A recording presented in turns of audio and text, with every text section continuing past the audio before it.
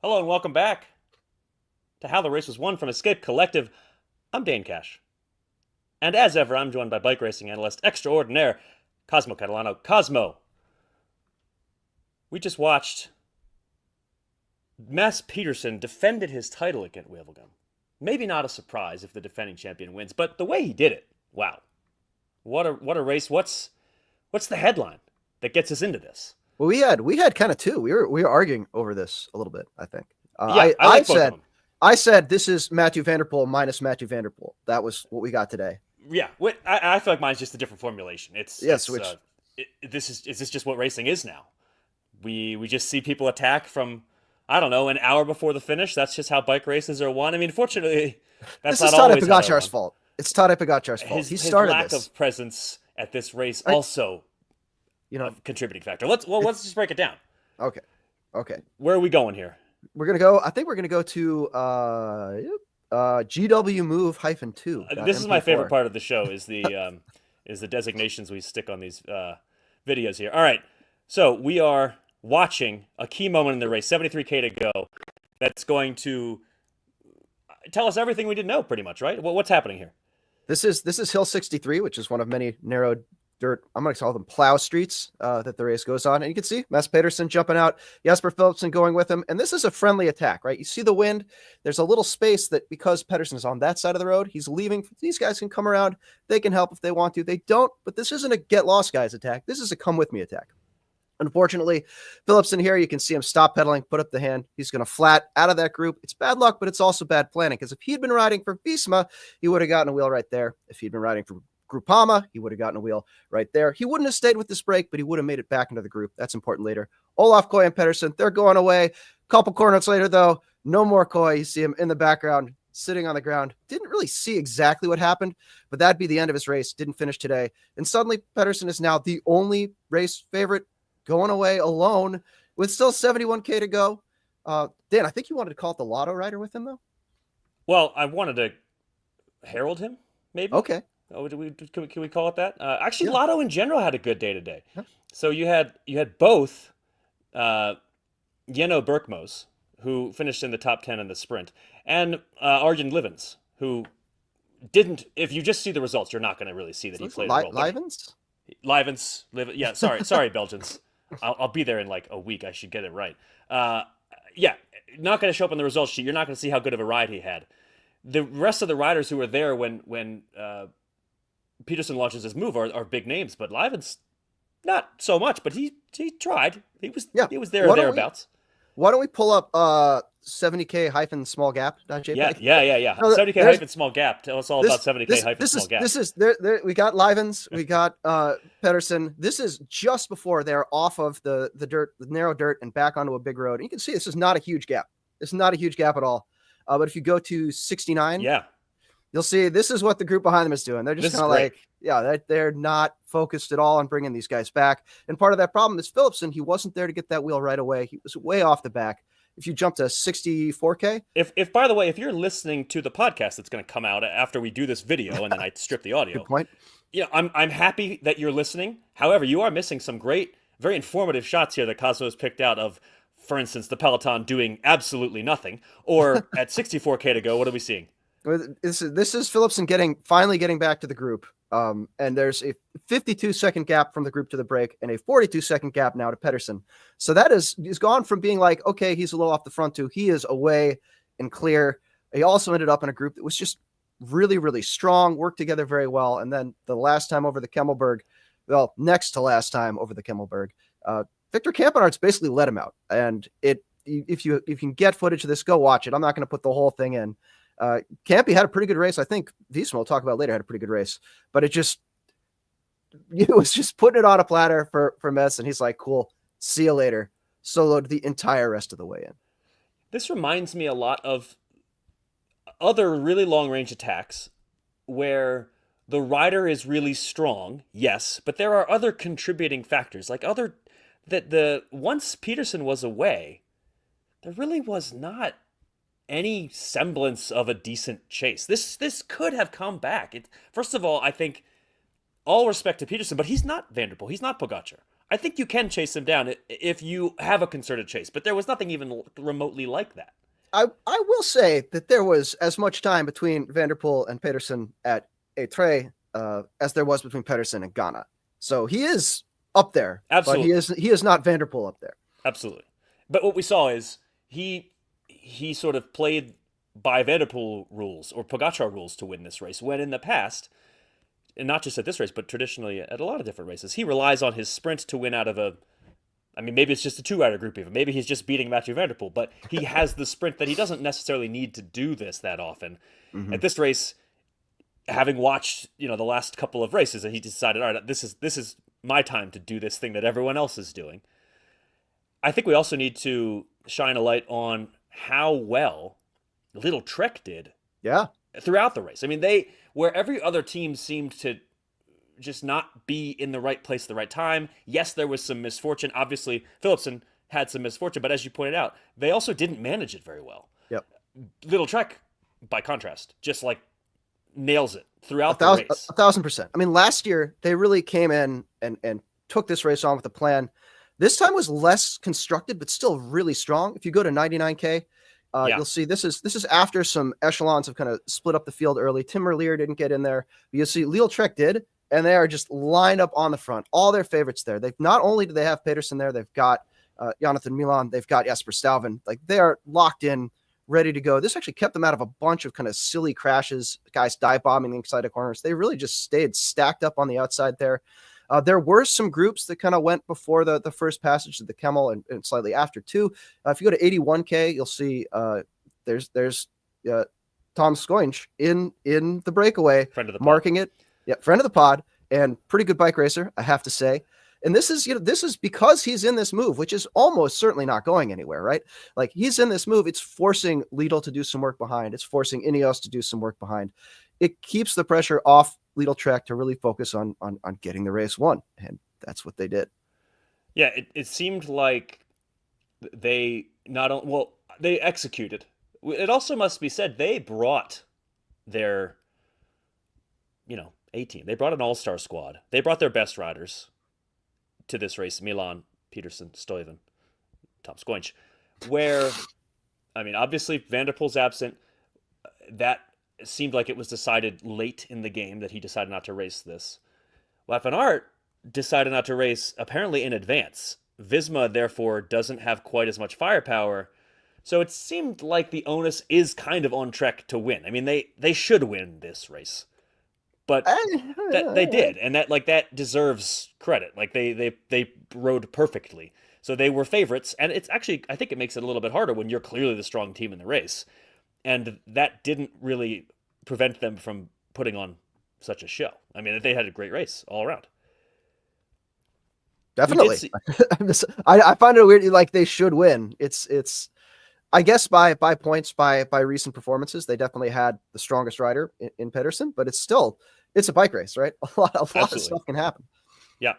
And at the end of the day, Peterson wins by 49 seconds, I think. Tim Merlier narrowly outsprints Jonathan Milan, but goes to show you, Milan close.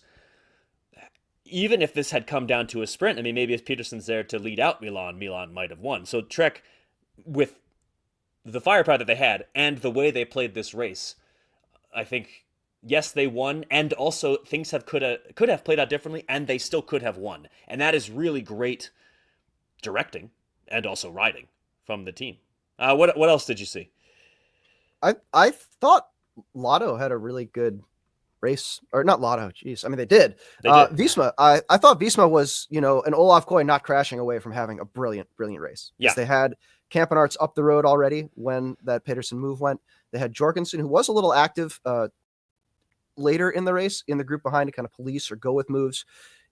Everything was really well set up for them, except one guy fell down, and it kind of looked like they didn't show up today. I thought they put the pieces where they needed to be, and it just didn't work out.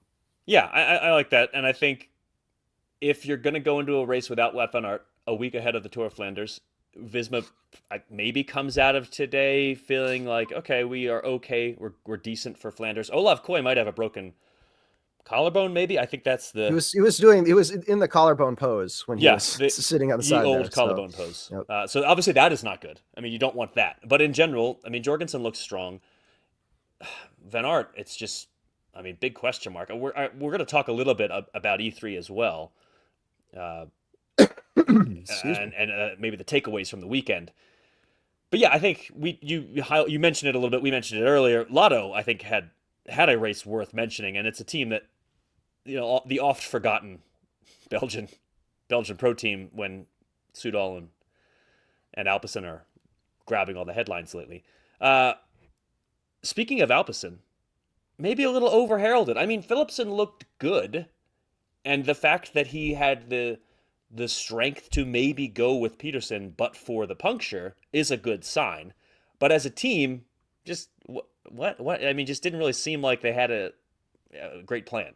Yeah, I think it was interesting to see them kind of sort of chase. They're like, let's keep this gap respectable kind of chase versus let's really line it out. Let's really bring it back. And I don't know if they were worried about the other sprinters in the group versus Philipsen. On paper, he's still up there. Like, it should be worth pulling back. And either they didn't have the guys, or they weren't committed, or he was hurt or feeling bad or whatever. But yeah, they didn't. I mean, maybe it's just they know the prompts they want to hit. They know their marks, and there's a Vanderpool there. They're all set. They're in it. And today is sort of a, if we can, we'll do it. If we can't, let's not kill ourselves. Yeah, that certainly seems like the MO for actually a lot of teams, which is kind of a shame from Gent-Wevelgem. Like, you want Gent-Wevelgem to be better. And we've seen some spectacular editions of this race in the past. But I think just the way things built up this year, we did see quite a few. I mean, look, I don't want to tell people that this field wasn't great, but yeah, we missed a lot of the big names, and I think some of the big teams said, yeah, this is just if it works out, great. Otherwise, we're not that worried about it kind of option, which is a bit of a bummer. But it shouldn't take away from Peterson, especially given the nature of how dominant his win was. I mean, if Peterson wins this in a sprint, then I go into Monday thinking, all right, Peterson looks like a fine third favorite for the Tour of Flanders, right? Like, you clearly have Van der Poel and Pogacar up there. Now, there's like the question mark of, okay, Peterson looks really good today. Can he hang with Pogacar and Van der Poel? And I think that is a great thing for Lidl-Trek to come out of this weekend feeling. He has almost seemed better by himself. Like, honestly, maybe he doesn't want to hang with Van der Poel and Pogacar. Maybe he tries to get away alone and let them argue about who's going to do the work, or to find because every time he has just gone, he's looked great. He's been in moves. He didn't look as good in E3 because he was next to Van der Poel, but at the same time, like, Van der Poel made the selection there, not him. And you think about what he did at Paris-Nice. Like, this is a guy who has shown that he is basically just wants to go out and ride threshold, and he can put distance on himself and between himself and the rest of the field just doing that. Maybe that's what he does to avoid having to respond to a Van der Poel, 30-second enormous effort, or Pogacar being just lighter than him on some of the climbs at Flanders. Yeah. Well, I like what you point out with Pogacar and Van der Poel there is that great chance that they stare at each other, and that Peterson could be the one who benefits. Or maybe Philipsen benefits somehow because he's riding in a way that suggests he actually is able to not just be the sprinter. I mean, he already was last year doing things that suggested he doesn't have to be the sprinter to win a race. However, today, in terms of the sprint, did something happen at the end? I mean, we're close enough after that. I don't know, but he didn't really even contest. Maybe it's the Ricky Bobby, if you're not first, you're last, I don't care situation, but I would have figured he would have tried to mix it up with Milan and Merlier at the end. Yeah, I feel like that's Gent-Wevelgem. There's only so much to say on the men's side. We'll talk, as ever, we'll cover the women's race. However, we could shine a brief spotlight on Weebus SD Works. You got a headline coming out of the women's Gent-Wevelgem where I thought SD Works rode a perfect race again. Actually, again, because this is like 3 straight perfect races for them. I don't know if they're perfect, but I would say that Lorena Wiebes is pretty. It's her 3rd win in a week, like at top tier events. Yeah, SD Works could probably screw up pretty badly, and she still would win. True. Yeah, because we saw it at San Remo, we saw it here. She can get she's versatile enough, good enough at climbing to get into a move and win a sprint out of that. It's not like she has to sit on and have her team do all the work. They did a ton of work today. They rode very well. They definitely helped her win, but I'm not necessarily sure she needs the help right now. Especially in a sprinter-ish race like this, where you get that kind of, honestly, it's a little bit reminiscent of the way that like Van der Poel just, okay, I'll be a lead out man today. With Lada Kopecky as your lead out, I mean, you kind of have to finish it off.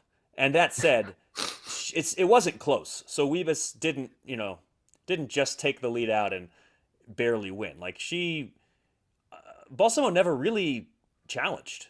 She tried. She got maybe a pedal stroke or two. They went at about the same time, but I commented on this earlier on the internet. Like, this is, I think Voss has the right idea, had the right idea at San Remo, whereas you gotta get a drop on Wiebes. Like, her acceleration is unmatchable. You have to come in with speed, make her come to your wheel, make her get around you in the finish. If you sit on her, which everyone was doing today, or trying to sit on her today, it's not going to work out. Like, you might be able to hold her wheel and finish second, which is a great finish. Don't get me wrong.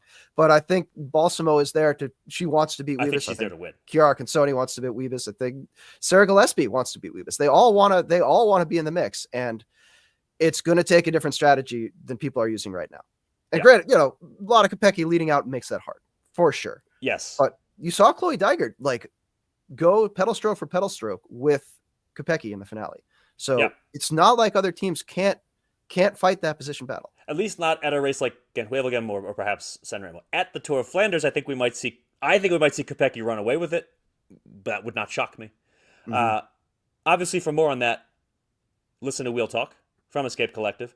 We're going to talk a little bit about a bit of an unconventional show because there's so much racing going on. And also, I mean, we've got this time here to talk to you, dear listeners. We might as well talk about all the great racing that's happening.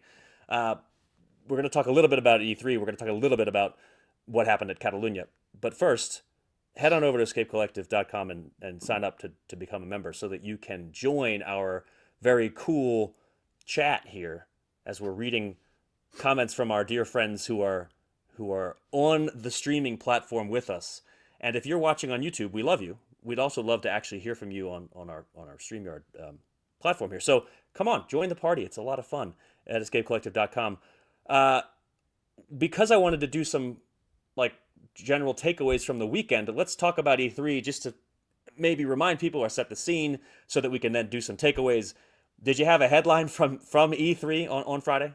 Well, if this was Mathieu van der Poel minus Mathieu van der Poel, this other one was just Mathieu van der Poel. That's it. Just the name, Mathieu van der Poel. They're gonna have to put a second pair of legs on top of the Boonenberg before this is all over. Wow, that's high praise. However, he's already matched, right? I think he's on the same number of monuments right now as Bonin and Cancellara. By the way, yeah, there was no contest at E3, and without Pogacar, what we got was this absolute domination by Mathieu van der Poel. I love the way that you've put this in our run sheet. Peterson, just a minute back. Ghana, just another minute back. I mean, that's what I mean. That's what it was. Those guys were heads and shoulders above everyone else, and there was still a minute between them. Like that's huge. It does feel like, all right, well, with that scene set, I think we can say that the pecking order, the hierarchy, such as it is, ahead of the Tour of Flanders, feels more hierarchical. There's pretty thick dividing lines, right? It's like Pogacar, Van der Poel, Peterson, maybe Ghana, everybody else. Like, it seems like there's pretty big tear drops there. Tier, between those tiers. And I'm kind of hoping that's not the case so that it makes Flanders more interesting. I'm gonna fly across an ocean to see this bike race. I want it to be more interesting. I don't know. Are you expecting that Van der Poel, Peterson, Van der Poel Pogacar matchup next week, or are we gonna see Peterson, Ghana, maybe Wout van Aert if he wakes up, do something? I think we're gonna see Van der Poel and Pogacar take their entertainingly broy comment discussion about who is stronger and who is doing the most ludicrous stuff on a bike, or when they should attack, how many watts they should do. I definitely see them playing it out in real life, in real time. Maybe I know that they both want to win badly enough. They're not going to like showboat for the cameras, but I think it will definitely have that I mean, when Van der Poel attacked coming over the Poggio at San Remo, like, was not a hugely smart tactical thing, but definitely felt like that braggadocio that they seem to have when they're talking to each other on the internet. And I'm looking forward to seeing some of that at Flanders. I think that braggadocio is one of the reasons that we're able to still really enjoy some of these races, even if the outcome is so constantly decided half an hour before the finish, because there is a bit of that. I'm always waiting for the Van der Poel versus Van der Poel battle to come out, which we almost saw at E3, a little rear wheel slide once the rain started coming down. I wasn't sure if you were referring to Adri or David. You mean himself? No, I mean that every time Mathieu van der Poel breaks away in a bike race, the gods roll a D20, and so often it comes up one, and he crashes out for no apparent reason. Sometimes he crashes and recovers, but yes. That's like rolling a 3 or a 4 or something. Yeah. It's not a critical miss. Yes, exactly. For more D&D content, tune in every week. No, I think this comment from Raphael from France, first of all, love this. Second of all, I wish I could show you the Slack channel in which we were deciding on the headline for the story we wrote about the Gent-Wevelgem men's race, in which I suggested almost identically this. Because for E3, what I wrote was, where's Tadej Pogacar when you need him? Because Van der Poel ran away with it. And then, Peterson ran away with it on Sunday when Pogacar and Van der Poel were missing. Hopefully, when everyone's there, Van der Poel, Pogacar, also Peterson, and again, hopefully Wout van Aert comes to life. We get some action. I do kind of wonder, and Cafe Writer has this question because it's the one on my mind as well. Where is Wout right now? What's going on with Wout? Is he enough of a veteran that it doesn't really bother us? It doesn't matter so much that he hasn't proven a lot lately? Is he still going to show up on a week from today? Oh, he's going to show up because he wants that appearance fee. No, I don't know. I am really kind of flummoxed with Van Aert right now. He doesn't have a ton to prove in terms of career and legacy. I'm sure he'd love to be up there with Van der Poel every single race, but at the same time, like, he's still recovering from. We saw him in the Volta last year where he had recovered and was like the Van Aert we know, who's just smashing it and getting clear and just looking at that same level of top tier rider. And we don't see that this spring. And the thing with Van der Poel is with Van Aert is he's actually really, really good, maybe at his best when he is a teammate. Like, we saw this in the 2022 Tour de France, I think, maybe 23. I'm trying to get my years confused, but he was just every day getting in the breakaway, driving even in terrain that was not suited for him. Like the final days of I think it was 2022, where he's like in the green jersey, pacing up the final climbs in the last week in the mountains at the Tour de France. Like, this is something you don't see a guy like Van der Poel do. True. And so I almost feel like, because Van Aert is not going to, I don't know him personally. I don't know the interactions on the team bus, but if he feels like the sort of person who's going to be like, hey guys, I'm not, at my 100%, but I can definitely do some work for you. Like, where do you need me to do the things? And I think at a race like Flanders, because it's such a big objective, like, Visma wants to win that race regardless of how they do it. I think the time for testing for Van Aert is done, and they're going to know what he's going to do in that race ahead of time. And I'm really hoping that he's going to play that super domestique role, that teammate role, more than a race favorite. For Matteo Jorgensen winning that the race would be the top America. Candidate. Yeah, kind of. Yeah. I mean, he was good. Has looked good the last couple of days. Not perfect, not awesome, just good. Yeah. All right, that's where we are. Going into the Tour of Flanders, we'll have a ton more content from the classics. I mean, literally from the classics. We'll be there. We'll have several people on the ground at the classics. Cosmo and I are going to have to figure out a way to do what we're doing now when I'm in Oudenarde. We'll figure it out. So that's all to look forward to over at Escape Collective. Before I close, though, there's a whole other World Tour stage race with some big names. Depending on how you feel about Juan Ayuso, whether he's a big name, I like him. Ended up actually being quite a thrilling finale in Catalunya, where the Queen stage, as Kit Nicholson so beautifully wrote on the website, was decapitated by wind. Instead, we had basically just one day at the very end of the race where Ayuso and Roglic are, I mean, literally neck and neck. And it's all about bonus seconds, you'd think. But it wasn't. It was not, and they were neck and neck all week. Ayuso Roglic on a finish earlier in the week, which is just, mwah. It was. But no, Primoz Roglic was like this little bonus sprints circuit race finale. What I'm going to do is I'm actually going to pedal really hard up this hill, and if nobody can follow me, I'm just going to keep pedaling hard, and if anybody can catch me, okay. But I don't think anyone's going to catch me. And that's exactly what happened. And there was some disorder, some disorganization there. But at the same time, it wasn't just GC guys chasing him. Like at one point you had Quinn Simmons and Sean Yates, one of the Yateses, in a breakaway trying to chase him down, which is an unconventional chase group.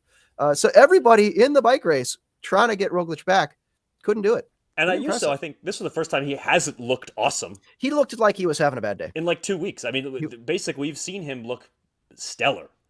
Constantly, and because of that, I mean, we go into this final stage where they go over the Montjuic climb over and over and over again, which is the classic finish to the Volta Catalunya. Is this stage in Barcelona where they go over the key big climb, the Montjuic.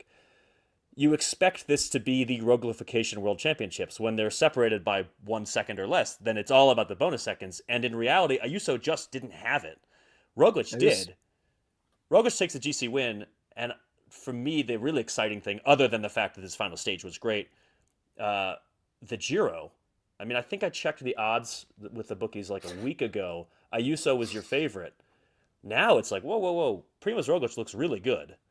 And Ayuso, again, for the first time in a little while, this is maybe a day where we're like, okay, wait, maybe he's not actually, maybe we shouldn't crown him the Giro champion yet. And yeah, this is, I think, building towards a really great Giro d'Italia. I'm really looking forward to that. One other note from Catalunya, Matthew Brennan.